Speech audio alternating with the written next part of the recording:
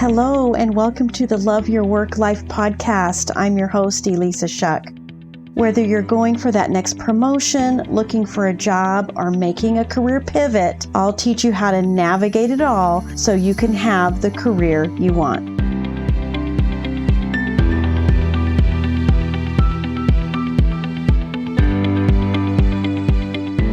Welcome to the Love Your Work Life podcast, episode 36. Hello. Welcome to part 2 of Qualifications. And this week's episode is all about if you are underqualified. And that is a particular challenge. I was just on the phone. Maybe it was a LinkedIn chat, but whatever it was, I was chatting with someone about their feeling underqualified and the struggle it was to get someone to notice them. This person was early in their college career. They were really wanting to get an internship, a role inside the industry, inside the specialization that they were studying, and it's a challenge. I totally get that. And there are a few reasons that I think people are underqualified or feel underqualified, and that the early graduate, the early in your career is certainly one of them. Another one is that you actually are underqualified. You need more skills. You need to take some courses, take some classes. So that's another reason. And then the third reason that I believe underqualification exists out there is career pivots. And this is when you know you want to do something else, you feel called to it, but there's something lacking in there. And we'll talk about that as well. Now, one of the best ways to overcome being underqualified is to look for the connections, look for the common denominators between what you're doing or what you've done and what you want to do. Let me give you an example. I have teacher clients who want to move out of teaching into other roles. Sometimes it's ed tech, sometimes it's client success, sometimes it's sales. Teachers make great salespeople, by the way. But here's one of those examples. If you can convince a group of students, little kiddos to high school to 13-year-olds to do something that they don't really want to do, chances are you're going to have the influence, the negotiation skills, the authority in your approach to do a lot of other roles, like project management. There are so many roles available. And when you think about your transferable skills in this way, and you start looking for those common threads, you start looking for the common denominators between what you've done and what you want to do, you will start to feel more secure about it. And listen, you've got to connect the dots for yourself before you can connect the dots for anyone else. Because if you're going to go into that interview and really speak authentically and speak with a sense of ease and certainty, you will have had to connect those dots for yourself. Trust me, that's how you do it. One way, practically speaking, to find those common threads and connect those dots is to look at job descriptions and look at the job descriptions that you've been in. Maybe your current role, you've got a copy of the job description, but look at the future job descriptions. Look at, maybe even create a roadmap for yourself, looking at job descriptions of the next level that you want or the pivot that you're wanting to make, and take a really close look. Notice the things that are very similar to what you've done, and you may have to navigate some inside language. You need to do a little bit of detective work to start uncovering the things that actually are the same responsibilities, the same duties, things that are very similar, and give yourself credit for having that experience, for having those qualifications. So use job descriptions to your advantage.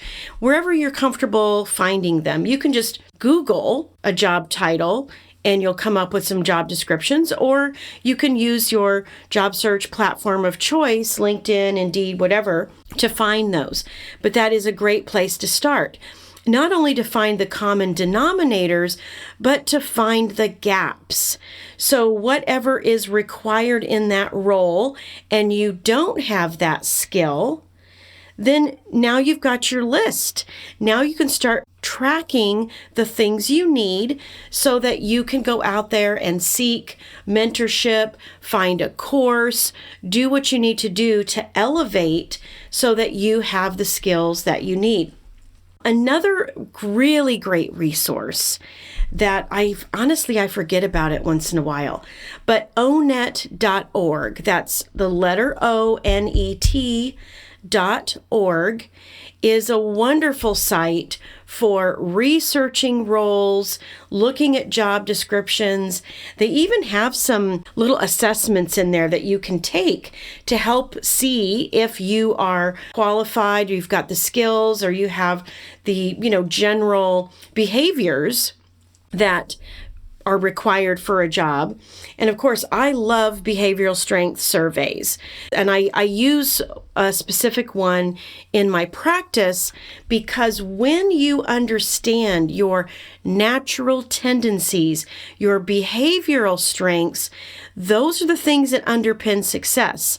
Those are the things that are those little clues as to your current qualifications or your aptitude towards those things, and those will help you find the courses, find the add-ons that you need to have. But look at job descriptions in those two ways. What do you have and what are the gaps?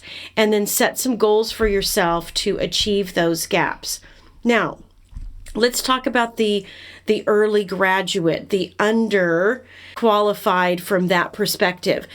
Early grads, listen, your courses, everything that you've done to invest in yourself in that education counts as skills. Please make sure that on your resume that you have a proficiency section that lists all of the skills you gained as a result of your education. Do not be shy about that. And also don't be afraid to highlight it. Don't think that someone else knows that because you have that degree, they automatically understand that you must have those skills. I'm all about making it super duper easy for the person reading the job description to understand, okay, good, check. This person has those skills. So make sure that you have a proficiency section that is highlighting the skills, and where you talk about your education on your resume. And if you're, super early grad or even still in school, education might be at the top of your resume in that first third versus down at the bottom. That's totally acceptable. But wherever you list it, put your courses, put your focus of study. If there was anything unique about your education, or you added on or you did extra study to shore up your skills in a particular area, be sure to call that out. I like to use a phrase, and I don't know, maybe I even said it last week. I know I said it before, but it's from one of my favorite marketing mentors, Donald Miller. One of the things he always says is, if you confuse, you lose. Sometimes confusion is also not enough information. So if you're not highlighting the things, if you're making assumptions about what someone should know or could know, please don't do that. Maybe they do know, but over communication is always better than under communicating. And why not highlight those things just to simply give a hiring manager that aha moment that you have what is necessary. So for all my early grads, don't discount your education. That counts as skills and experience. List your projects. Those count as experience. And when you have some work experience, make sure that you are highlighting the things about that experience that are related to the role that you're seeking. Let's put it like this. If you worked in hospitality or restaurant as a server, you have awesome communication skills, you have sales skills, and you probably have wonderful customer service skills. Look at those things. Talk about them in a way that relates to where you're headed, not just where you've been. That's a secret sauce. That's a little nuance there that you can use to your advantage. Remember, your resume isn't everything you want to say about yourself. It is what does the other person need to know about you to see you as a viable candidate. So be strategic, be intentional, be selective about the bullet points that you include in your experience and include the ones that are most relevant to where you're headed. And that goes for you career pivot, you career transition people as well. Be selective. You don't need to say everything. You just need to give that person, that hiring manager, that little moment of, oh my gosh, they get it. If you feel underqualified, make sure that you're also being sensitive to your brain. Are you feeling underqualified because of something you're thinking? Or is it an actual reality that you need to work toward? Understand those things, set up some goals for yourself, use these strategies, and go for it. You know, I love that quote by Goethe that talks about the magic and genius and power that's in boldness. So set your sights on something and go for it. And in this week in the show notes, I have a special surprise for you. I've created a career workbook that's going to help you really wrap your brain around strategy, a roadmap, setting some goals, and even mindset so that you can go into 2022 or you can go into the next month whenever you decide that you're meant for something more in your career. This is going to be a workbook that will help you. So be sure to check out the show notes. Look for the link so that you can get access. It's free. And have a really great week ahead. All right. Talk to you next time.